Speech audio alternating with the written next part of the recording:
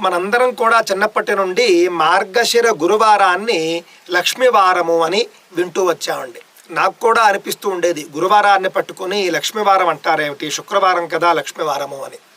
కానీ అండి, మార్గశిర మాసంలో మాత్రం గురువారానికి లక్ష్మీవారము అనే పేరు. పద్మపురాణంలో మనం చూసుకున్నట్లయితే కనుక మాసానాం మార్గశీర్షోస్మి అని భగవంతుడు భగవద్గీతలో ఏ విధంగా అయితే చెప్పాడో అదే విధంగా మార్గశిర మాసంలో వచ్చేటటువంటి గురువారానికి ఇందిరావాసరము అని పేరు అని పద్మపురాణంలో చెప్పబడిందండి. కావున మార్గశిర గురువారాల నాడు మహావిష్ణువుతో సహా మహాలక్ష్మిని పూజించాలి.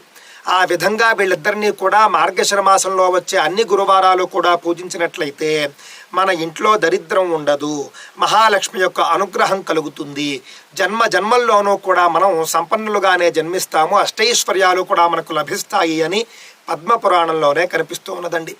కావున మార్గశిర లక్ష్మీవారాల్లో మనం ఎక్కువగా కష్టపడిపోకుండా ఏదో చేసేయాలేమో ఎంతో చేసేయాలేమో అని భయపడకుండా లక్ష్మీనారాయణులనిద్దరినీ కూడా పూజించుకుంటే మనకు చేతనైనటువంటి నైవేద్యాలు ఇళ్లల్లో పెద్దవాళ్ళు మనకు చెప్పే ఉంటారు ఏ వారం ఏ నైవేద్యము అని. ఆ విధంగా నైవేద్యాలు చేసుకుని ఎర్రటి పువ్వులతో చక్కగా మనం లక్ష్మీదేవిని పూజిద్దాము, మహావిష్ణువుతో సహా. స్వస్తి.